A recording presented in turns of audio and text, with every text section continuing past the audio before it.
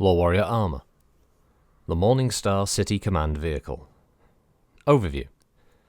With the Federated Sun's development of alternative autocannon munitions, the lack of designs in the Suns that still mounted a standard autocannon was being severely felt.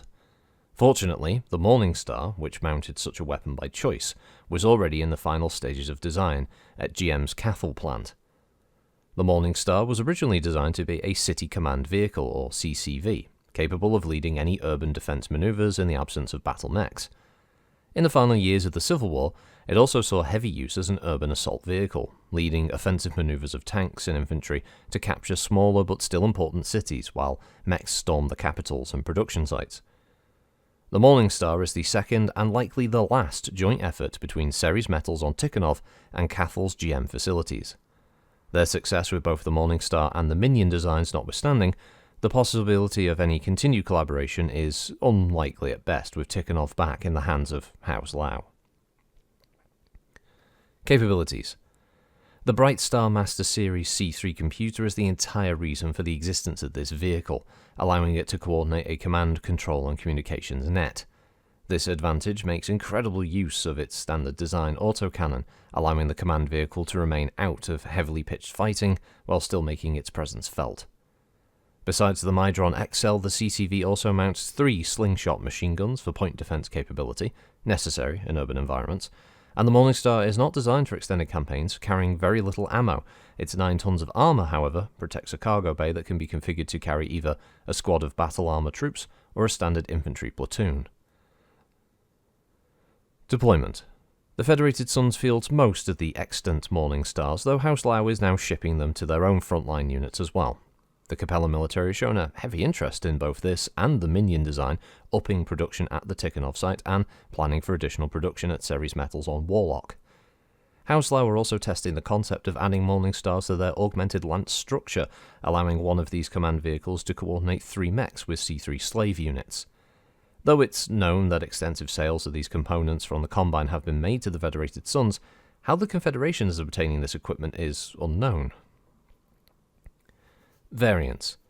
The factories on Cathal and Tikhonov both offer a changeout, which replaces the master computer with a standard large laser, and although the C3 master computer is a great deal of mass to haul around when not joined into a command and control net, neither the Confederation nor Federated Suns have shown a great deal of interest in this variant, or even in the idea of creating a new weapon-heavy redesign for the Morningstar. Reportedly, both houses are separately developing a master CCV, which will carry 2 C3 computers for coordinating even larger operations. So this big old bastard is a 60-ton heavy-wheeled vehicle. It's powered by a Vox 280 XL engine, giving it a cruise speed of 54 and a flank speed of 86 kph. Its armor is Duralex standard.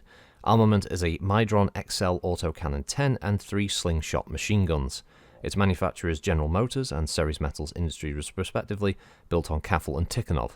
Its communication system is the Overlook J11 with C3, and its targeting and tracking is the Brightstar 17 Mark II. Stat-wise, this is a 5 and 8 cruise and flank move with 10 heatsinks.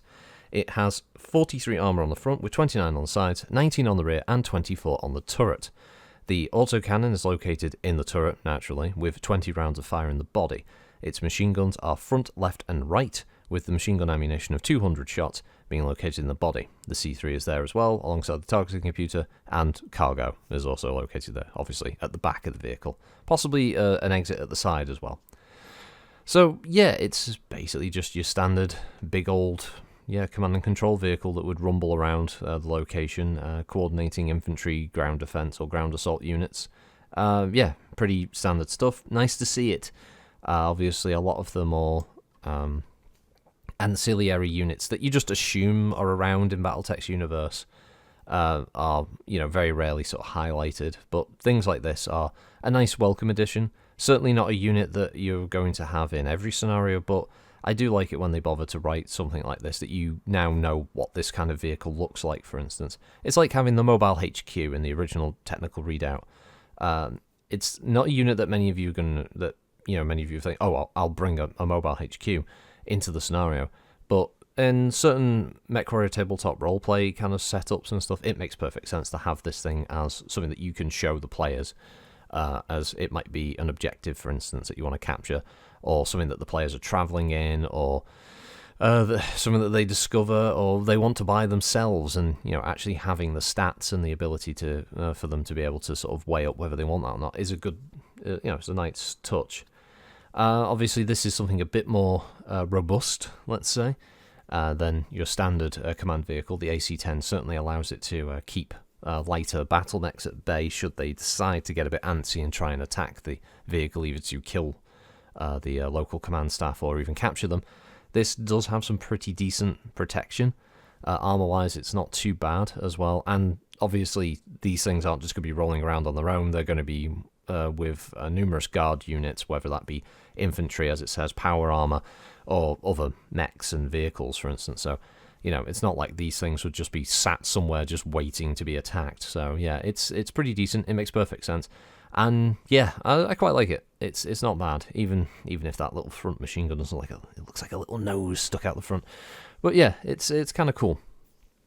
I kind of wish there was a few more rules and stuff regarding having command vehicles around there, maybe giving certain passive buffs, that kind of thing for your units with their ability. I know this comes with C3, but I just mean a general overall, because the idea of the command and control idea of like being in communications with a commander, being able to give orders or better coordinate attack kind of thing, just to represent that, some kind of stat bonus. I don't know what it would be, it's just off the top of my head. Anyway, thanks for listening, have a good week, and I'll catch you all next time. Bye bye.